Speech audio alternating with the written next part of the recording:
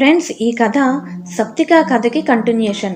ఎవరైనా ఇంకా సప్తికా కథ వినకపోతే దాని లింక్ డిస్క్రిప్షన్లో ఇస్తాను, వెళ్ళి వినండి.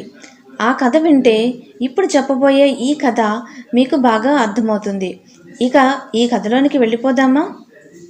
యువరాజు సాకేత్కు స్వస్థత చేకూరగానే విజయ్ స్వరూప్, విష్ణు ప్రతాప్, మనోహర్లు బంగారు కాయలుగా మారిన మహర్షులు చెప్పిన నిధిని సాధించడానికి బయలుదేరారు.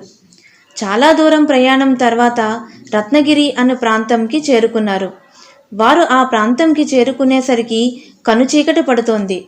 అప్పటికే వారు ప్రయాణించిన గుర్రాలు చాలా అలసిపోయాయి. గుర్రాలను ఒక దగ్గర కట్టేసి అక్కడ ఒక చెట్టు కింద విశ్రాంతి తీసుకుంటున్నారు వారంతా. ఇంతలో అక్కడికి ఒక బాటసారి వచ్చి, ఇక్కడికి దగ్గరలో ఒక అశ్వశాల ఉంది, అక్కడ మీ గుర్రాలకి బాగా దాణా దొరుకుతుంది, అక్కడ పక్కనే ఒక పూటకోళ్ల అవ్వ ఇల్లు ఉంది, వెళ్ళండి అని చెప్పాడు. అది విని అందరూ చాలా సంతోషించారు. జనసంచారం పెద్దగా లేని ఆ ప్రాంతంలో తమకు ఆహారం, ఉండడానికి సత్రం ఏర్పాట్లు ఉండడం తమ అదృష్టం అనుకొని అక్కడికి వెళ్ళారు అంతా. అశ్వశాలలో గుర్రాలను అప్పచెప్పి పూటకోళ్ల అవ్వ ఇంటికి వెళ్ళారు అంతా. పూటకోళ్ల అవ్వ వీరిని సాదరంగా ఆహ్వానించి వారు ఉండడానికి బస ఏర్పాటు చేసింది. తర్వాత వారి గదికే వారికి భోజనం పంపించింది. అందరూ బాగా ఆకలిగా ఉండడం వల్ల ఆ భోజనం తిని పడుకున్నారు. తెల్లవారింది. మనోహర్ లేచి చూసేసరికి తన స్నేహితులెవరూ అక్కడ కనిపించలేదు. బయటకు వచ్చి పూటకోళ్ల అవ్వను అడిగితే వారు అంతా రాత్రే ఏదో అత్యవసర పని ఉంది అని, ఆ పని చూసుకొని మరలా ఇక్కడికే వస్తామని, అంతవరకు నిన్ను ఇక్కడే వేచి ఉండమని చెప్పి వెళ్ళారు అని చెప్పింది.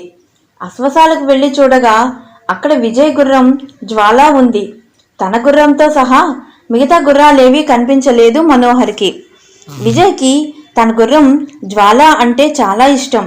ఎప్పుడు దాని మీదనే ప్రయాణిస్తాడు. దాన్ని వదిలి ఎక్కడికి వెళ్ళడు. ఎంత అత్యవసర పని ఉన్నా కూడా తన స్నేహితులు తనని అలా వదిలి వెళ్ళరు. ఒకవేళ వెళ్ళినా విజయ్ జ్వాలాని విడిచి నా గుర్రాన్ని తీసుకుని వెళ్ళడు. ఇందులో ఏదో మోసం ఉంది అనుకున్నాడు మనోహర్. అయితే అప్పటికి ఏమీ మాట్లాడకుండా వారి చెప్పింది నమ్మినట్టే నటించి, సరే పెద్దమ్మ, మా స్నేహితులు వచ్చేంత వరకు ఇక్కడే గదిలో విశ్రాంతి తీసుకుంటాను అని చెప్పి గదిలోకి వెళ్ళిపోయాడు మనోహర్. పగలంతా వేచి ఉండి చీకటి పడుతున్న సమయానికి ఎవ్వరూ చూడకుండా ఒక ప్రదేశంలో జ్వాలాని భద్రంగా కట్టేసి తాను కామరూప విద్య సహాయంతో ఒక చిలుకలా మారి చెట్టెక్కి అసలు ఏం జరుగుతోందో గమనిస్తున్నాడు మనోహర్. చీకటి పడుతోంది. ఇంతలో ఎవరో కొందరు గుర్రాల మీద అటుగా వస్తున్నారు. చూడ్డానికి వ్యాపారస్తుల్లా ఉన్నారు.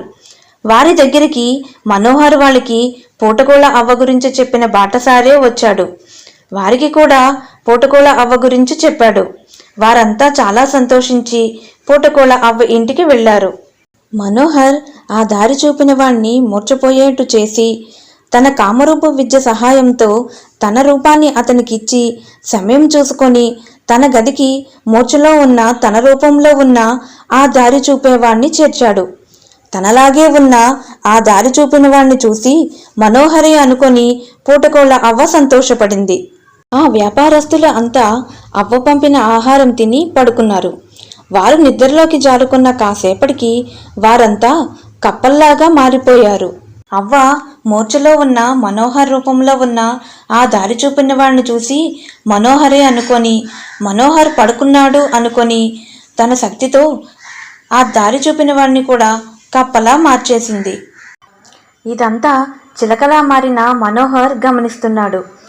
అశ్వశాలవాడు ఆ కప్పలన్నింటినీ ఒక బుట్టలో వేసుకొని వెళ్తున్నాడు. చిలుక రూపంలో ఉన్న మనోహర్ వాడినే అనుసరిస్తూ వెళ్ళాడు. వాడు ఆ కప్పలన్నింటినీ ఒక చెరువులో పడేశాడు. అక్కడ అప్పటికే కొన్ని వందల కప్పలు ఉన్నాయి ఆ చెరువులో. ఆ తర్వాత వాడు ఆ వ్యాపారస్తుల అశ్వాలను ఒక రహస్య ప్రదేశంలో కట్టేశాడు. అక్కడ చాలా గుర్రాలు ఉన్నాయి. ఆ గుర్రాల్లోనే మనోహర్ వాళ్ళ గుర్రాలు కూడా ఉన్నాయి.